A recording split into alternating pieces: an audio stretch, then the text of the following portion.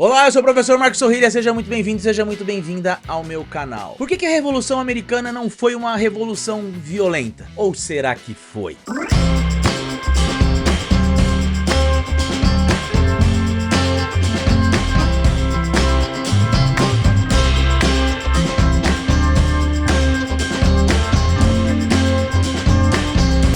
Ao lado da Revolução Francesa, a Revolução Americana é um grande marco na passagem da Idade Moderna para a Idade Contemporânea. No entanto, as duas não são sempre vistas da mesma forma. Para muitos, a Revolução Americana teria sido uma espécie de restauração, enquanto a Revolução Francesa seria uma ruptura completa no sistema político e social. E isso também se espelharia na perspectiva da violência empregada para a realização de cada uma das revoluções. Sendo assim, a Revolução Francesa seria o paradigma do terror, enquanto a Revolução Americana não, seria o paradigma da ordem. Essa ideia não é defendida por apenas youtubers ou pessoas que querem dizer que a Revolução Americana representa a defesa de valores mais nobres e da tradição, enquanto a Revolução Francesa representa o surgimento de um pensamento radical, contrário aos valores constituídos pela civilização ocidental. Não, essa é uma interpretação que também aparece em grandes autores como o Arno Maier e a Hannah Arendt. Para Hannah Arendt, por exemplo, a grande diferença na perspectiva da violência empregada nas duas revoluções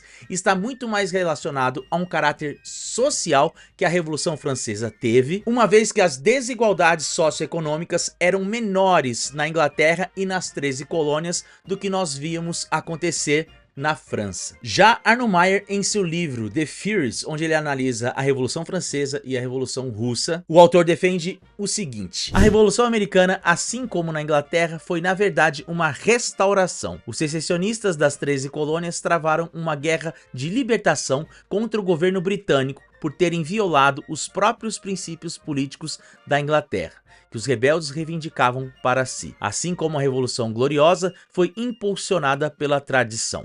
Os rebeldes nunca tiveram a intenção de provocar grandes mudanças nos valores ou instituições morais, sociais ou econômicas das colônias. Bom, mas será que essa interpretação é correta? Pelo menos no que diz respeito ao caráter da violência na Revolução Americana? É sobre isso que eu quero tratar no vídeo de hoje, especialmente porque hoje é dia 4 de julho, o dia da Declaração da Independência dos Estados Unidos. Se esse tema te atrai já, por favor, deixe um like no vídeo, se inscreva no canal caso não seja inscrito, caso não seja inscrita, e considere se transformar em um membro do canal. Quem é membro do canal tem vantagem de participar de sorteios de livros, participar de camarote nas lives que acontecem aqui no canal e ainda tem conteúdo exclusivo para quem é membro. E também não se esqueça de compartilhar esse vídeo com um amigo ou com uma amiga, beleza? Então bora pro vídeo. Bom, a primeira coisa que a gente tem que delimitar aqui é o que nós estamos chamando de Revolução Americana. A gente pode traçar como sendo os marcos temporais da Revolução Americana desde seu princípio, com o início da crise imperial em 1764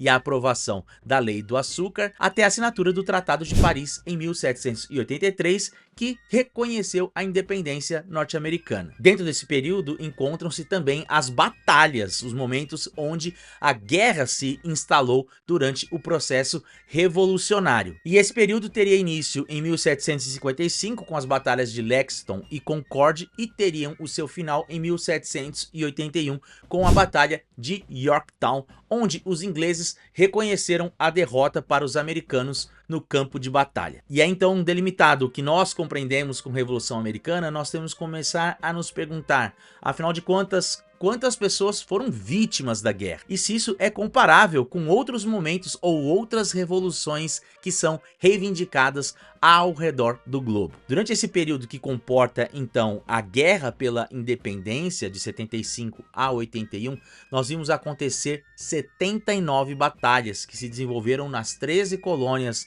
americanas, mais 2 territórios ingleses. Nessas 79 batalhas, segundo o livro The Tale of Independence Independence de Howard Peckham, aproximadamente 26 mil americanos morreram em campo de batalha. Se nós levarmos em conta que a população das 13 colônias juntas somava aproximadamente 2.800.000 pessoas, é possível dizer que algo em torno de 0,9% da população daquele período morreu durante as batalhas. Porém, em um livro lançado mais recentemente, o historiador alemão Holger Huck, em seu livro Scars of Independence, trouxe números mais precisos. Segundo ele, 8 mil mortes nas batalhas patrióticas, 10 mil mortos por doença em campo de batalha e até 19 mil que morreram em cativeiro. Isso sem contar os 20 mil britânicos e aliados dos britânicos que também teriam morrido durante os confrontos. Mas se nós pegarmos apenas os americanos, nós veremos que durante a Guerra de Independência, segundo o livro de Holger Huck, nós teríamos 37 mil vítimas diretas das batalhas e da guerra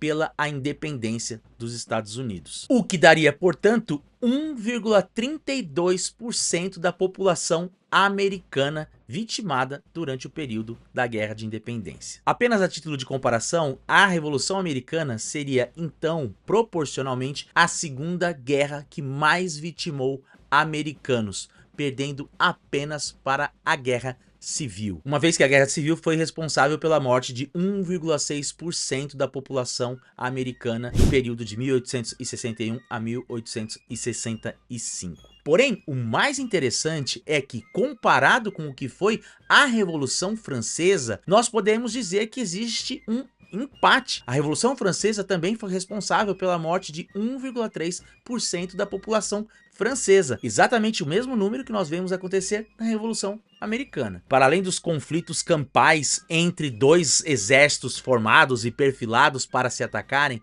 a violência durante a guerra também se espalhou pelos campos mais recônditos das 13 colônias. Ou seja, até mesmo o trabalhador do campo, com sua família, suas esposas, suas filhas e filhos, foram atacados por essa violência perpetrada pela Guerra de Independência. Isso aparece tanto em livros de memórias feitas com mulheres já em meados do século XIX sobre as suas experiências durante as guerras de independência, quanto em documentos da época. Em 1779, o general britânico Henry Clinton escreveu uma carta onde ele lamentava a violência que acontecia às pessoas comuns. Segundo ele escreveu, atualmente a maioria das casas é completamente e indiscriminadamente saqueada. As camas cortadas, os móveis e as janelas quebrados em pedaços, os homens roubados, roubam seus relógios, fivelas de sapato e dinheiro, enquanto suas esposas e filhas têm seus bolsos e panos arrancados de seus corpos, assistidas por pais e maridos incapazes de protestar, sem levar uma surra ou serem taxados de traidores e rebeldes. Um ano depois, James Thatcher, cirurgião do Exército Continental, o exército do George Washington, escreveu como a guerra foi capaz de dizimar cidades e incentivar o processo de imigração de populações que fugiam dos terrores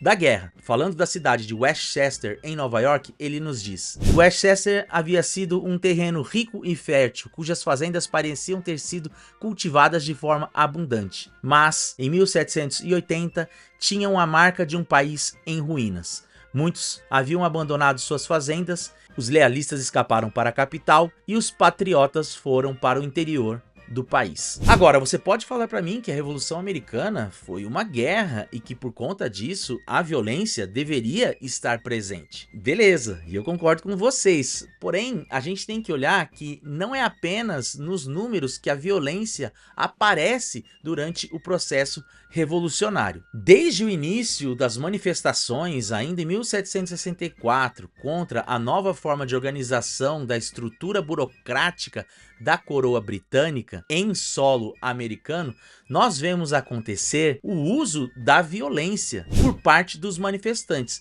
seja contra instituições ou até mesmo contra pessoas representadas pelos soldados ingleses. Um grande exemplo disso que nós temos é justamente o famoso massacre de Boston. Na história dos Estados Unidos, o massacre de Boston, ele é lembrado por conta do uso da força de maneira desproporcional por parte do exército dos britânicos contra uma população comum e indefesa que manifestava contra a presença daquele exército na colônia de Massachusetts. Porém, os relatos daquela noite de 5 de março de 1770 nos contam uma história um pouco diferente. Segundo as fontes descrevem, na noite de 5 de março daquele ano, grupos de bostonianos armados com porretes, bastões e cutelos começaram a atacar oficiais e soldados britânicos nas ruas da cidade. Guardas ingleses, por sua vez, ameaçavam e atacavam civis. Havia rumores de que um sargento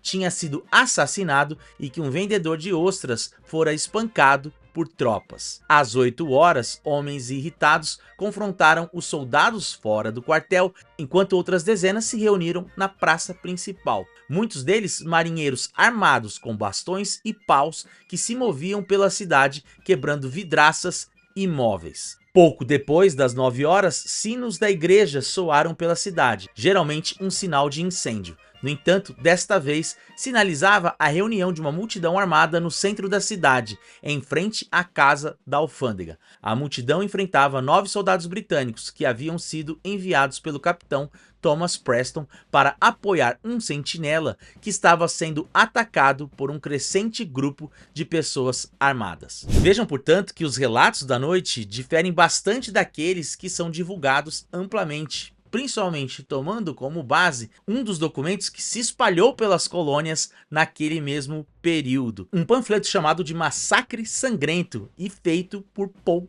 Revere. Na gravura feita por Paul Revere e que já estava à venda nas 13 colônias em menos de 3 semanas depois da noite dos acontecimentos, o que nós vemos é uma multidão desarmada de cavalheiros brancos bem vestidos enfrentando 7 soldados britânicos organizados tal qual um pelotão de fuzilamento. Nela, não vemos a multidão heterogênea de meninos e homens do porto, aprendizes e mecânicos, incluindo imigrantes e ex-escravos que realmente se reuniu. De certa forma, essa representação feita pelo Paul Revere e que ganhou espaço entre todos os colonos no seu período, nos ajuda a explicar por que existe de fato essa interpretação de que a independência dos Estados Unidos não foi assim tão violenta. Existe de alguma forma uma espécie de apagamento da violência. Mas por que esse apagamento teria acontecido? Existem algumas hipóteses sobre o apagamento da violência na Revolução Americana. Uma delas é justamente na forma como os vitoriosos, os colonos americanos, contaram essa história, sempre realçando que a violência e a tirania estavam no lado de lá. E o que eles fizeram então foi apenas resistir a esses ataques. Outra interpretação está na ausência da própria descrição do que foi a Guerra de Independência na historiografia britânica. De certa forma, no século XIX, não existem muitas obras de historiadores ingleses que tratam da Revolução Americana ou da independência dos Estados Unidos, uma vez que aquilo se constituía como uma espécie de vergonha da qual eles não queriam tratar. Sir John Seeley, um proeminente historiador inglês, afirmou que até 1883 a Revolução Americana constituía-se como um episódio embaraçoso que concordamos tacitamente em mencionar o mais raramente que podemos. Porém, existe ainda uma terceira hipótese e da qual eu gosto mais, que é a ideia de que a Revolução Americana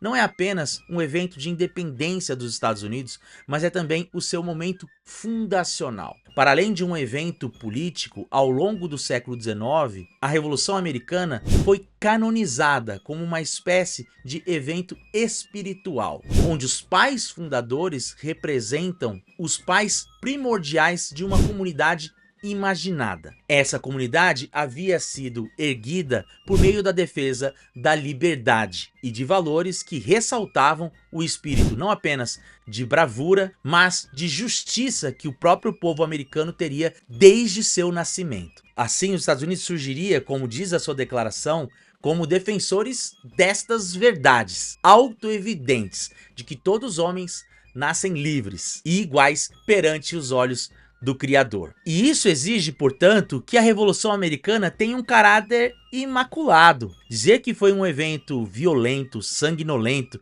com a presença de atos de violação dos corpos de mulheres, ou a subtração de terras e propriedades, utensílios de pequenos trabalhadores, é algo que traria uma mancha para esse evento, que marca o surgimento do país. Quando a gente olha depois para a historiografia do século XX, nós vamos perceber que o maior foco foi dado justamente na disputa das ideias. Historiadores como T.H. Brin, Bernard Bailyn, Gordon Wood possuem o foco das suas análises na Revolução Americana, principalmente nas disputas de ideias entre personagens históricos, como Thomas Jefferson e Alexander Hamilton, fazendo com que essa perspectiva da guerra, dos conflitos, da violência estivesse ausente de suas análises. Ao mesmo tempo que uma história militar da Revolução Americana também começou a entrar em decadência junto à historiografia daquele país. E assim, aos poucos, com a ajuda da historiografia e do lugar que a independência ocupa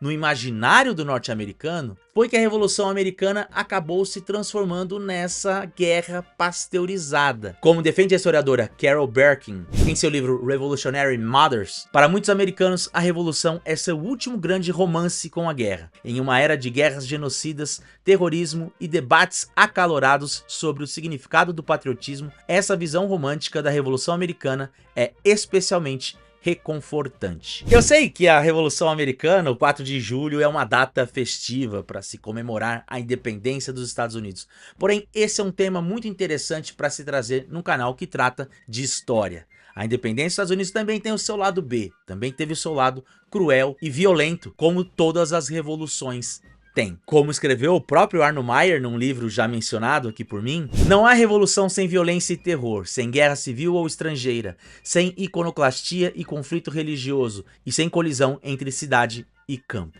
Por que seria então diferente com a Revolução Americana? Então, a partir de agora você sabe, a Revolução Americana foi violenta? Sim, ela foi violenta. Isso é uma característica das revoluções e a Revolução Americana não foge da regra. Beleza? Se chegou até aqui, não se esquece de deixar um like no vídeo, se inscrever no canal caso não seja inscrito, caso não seja inscrita, e recomendar o canal do Sorrilha para os amigos e para as amigas. Considere também se tornar membro do canal. Existem vantagens sim que você pode obter transformando-se em membro do canal. No mais é isso, ficamos por aqui. Nos vemos no próximo vídeo. See ya!